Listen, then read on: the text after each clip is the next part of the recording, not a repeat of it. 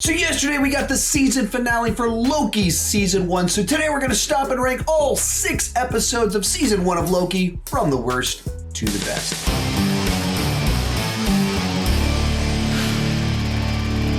Hi, my name is Sean and I love to talk about movies and TV way too much. With that in mind, go ahead and join me down below in the comment section. Share your ranking of all 6 episodes of Loki. My list isn't the right list, it's just my list and I would love to see yours. One more thing before we get started, if you're wondering where I got this variant t-shirt, there's a link down below in the description to where you can get one, and let's get started. Coming in last place is episode 3, Lamentis. A passable enough little side quest, but a very odd use of an episode when you only have 6 episodes in your season. Now on the positive, there's a lot of great character moments. We spend a ton of time with our 2 Lokis as we see how similar they are, how different they are. We learn more about the TVA, the lies that they're telling, and they're not nearly as good as they seemed from the first 2 episodes. And then at the end of the episode, when the world starts being destroyed, there's a very cool single take shot of them running through all the destruction and everything. It's awesome that we're able to do that now on an episode of a TV show. But at the end of the day, it's just a side quest. Episode 2 turned the whole show on its head, and this just feels like a little bit of a diversion for the sole purpose of delaying moving the plot forward, because we need time with our 2 Lokis for them to bond with one another. And so they dedicate 1/6 of the season to trying to plug in an iPad.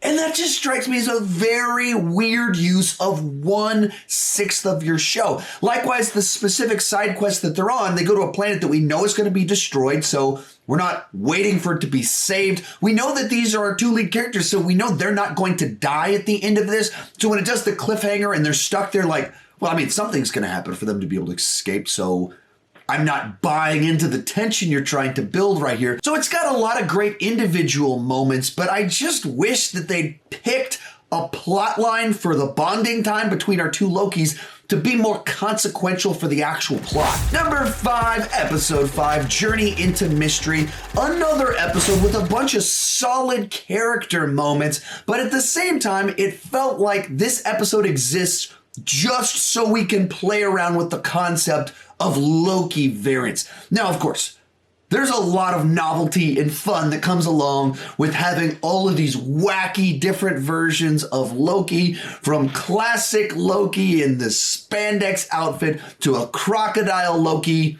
Yeah, all of that put a grin on my face, and they found a way to even give classic Loki a little bit of an arc in it, so it had a bit of emotional punch to it. But in light of all the big twists and turns at the end of episode 4, and the fact that this is the next to last episode, you want it to keep ratcheting up the tension and doing the setup to set up this amazing finale.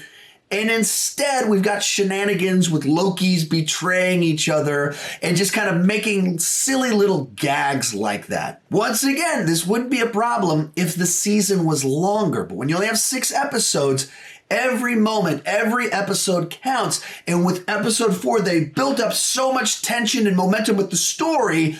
And then this episode felt like, let's play around for a little bit, and you lost some of that excitement for the big payoff, the big reveal of the finale. Likewise, a lot of the dialogue at the TVA felt a bit repetitive to me. They had characters talking, saying things the audience already knew. I enjoyed the novelty of it. There was a lot of fun. There were some nice reveals here and there, but once again, an episode that felt like it needed to have more substance to it and not just kind of play around so much if you've only got 6 episodes. Next up, episode 1, Glorious Purpose. Now, I was very vocal about the fact that I was highly skeptical of this show because I was just kind of annoyed that they so wonderfully killed off Loki in Infinity War and then immediately announced that Loki was getting his own spin-off show. And I feel like this first episode immediately created the context scenario where I could be like, oh, I see what you guys are doing here. I see how this kind of makes sense, and immediately won me over with the world building and, of course, with the new characters that they brought into the mix. I thought that Loki and Mobius had just such a great dynamic between the two of them, where so much of this episode is just exposition. The two of them sitting there, diving into Loki's personality and character, establishing the rules of this show, and I guess the MCU as a whole, but all of it was engaging and fun at the same time. There's also some really neat moments inside of it where you get to see Loki looking at his own life. He sits down and watches Thor Ragnarok and Infinity War, and we see his reaction to how his life was supposed to play out. That's an interesting concept with a character like this that has such a clear vision for what his life and purpose are supposed to be. And so for me, this was a great setup episode. A little bit slow, very dialogue heavy, but it did what it needed to do to establish the universe for the audience and win over some skeptics like myself, so that we could go on this wacky adventure through time with Loki. In third place, episode 6, For All Time, Always. Whereas the first two Disney Plus Marvel shows kind of petered out on energy as they didn't quite stick the landing, Loki, however, delivers on the promise of the premise. The show was all about Phase 1 Loki teaming up with Sylvie to try and figure out who is behind the curtain, who is Oz the Great and Powerful, and decide what they're going to do with that person. And this episode actually delivered on that in a way that it felt like it resolved the plot of the season while also doing something that was consequential for the MCU as a whole, as in it we're introduced to a villain that we know is going to appear in future MCU films. We heard that he's going to be an Ant-Man and the Wasp, a Quantum Mania, back in December, and then we're introduced to him here in this episode. Likewise, with what happens, we know this almost certainly has big ramifications for No Way Home, Doctor Strange Into the Multiverse of Madness, and probably even What If, which debuts just a month from now.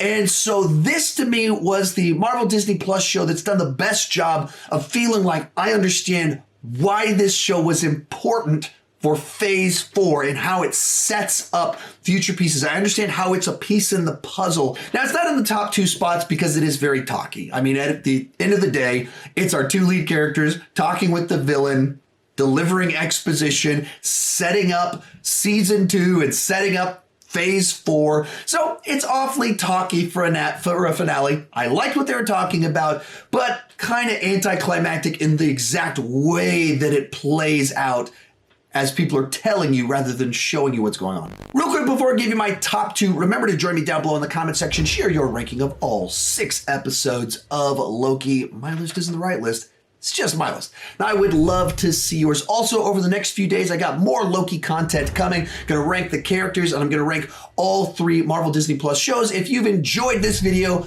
be on the lookout for those upcoming videos. Our runner-up, episode 2, The Variant. Episode 1 did a great job establishing the rules for the TV show and putting a villain out there that we need to track down.